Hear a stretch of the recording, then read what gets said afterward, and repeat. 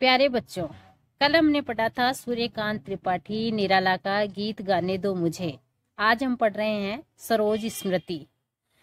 थोड़ा सा सरोज स्मृति के पहले मैं आपको परिचय दे दूं।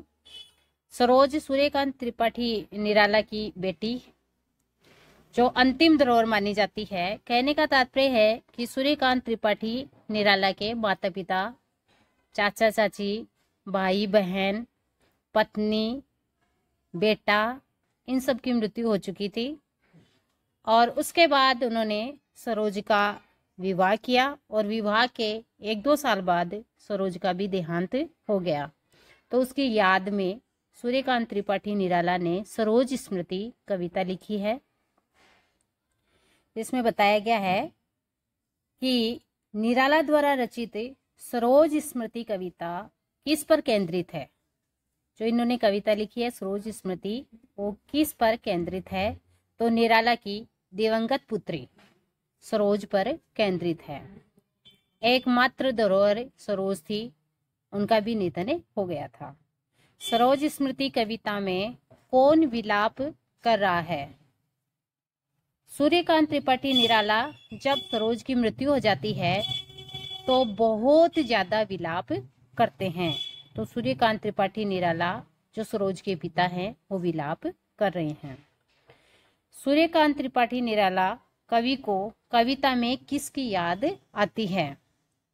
तो कवि को कभी शकुंतला की याद आती है और कभी स्वर्गीय पत्नी की याद आती है। अर्थात शकुंतला जो अप्सरा की बेटी थी, जो शकुंतला अप्सरा की बेटी थी और अप्सरा ने शकुंतला को छोड़ दिया था। यहाँ पर सरोज को उनकी पत्नी छोड़कर चली गई थी, तो शकुंतला और उनकी पत्नी की याद आती है। इस कविता में कवि ने क्या चित्रण किया है? सरोज स्मृति कविता में कवि ने किसका चित्रण किया है? इसमें बताया गया है कि एक भाग्यहीन पिता का संघर्ष, समाज से उसके संबंध, पुत्री के प्रति बहुत कुछ न कर पाने का अकार्य बोध भी चित्रण किया है। निराला स्वयं को बताते हैं कि मैंने अपनी पुत्री के लिए कुछ भी नहीं किया, क्योंकि जब सरोज की माँ का देहांत हो गया था तब सरोज के ननिहाल वाले सरोज को ले गए थे।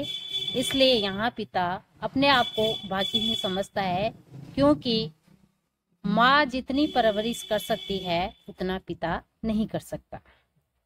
निराला ने जीवन संघर्ष के लिए एक पंक्ति प्रकट की है। ये पंक्ति है, दुख ही जीवन की कथा रही, दुख ही जीवन की कथा रही, क्या कहूँ आज जो नहीं कही। सूर्यकांत त्रिपाठी निराला ने आजीवन संघर्ष किया और वो निराशा में भी आशा ढूंढते रहे, लेकिन जब उनकी पुत्री का देहांत हो गया तो वो अत्यंत निराश हो गए। जय हिंद।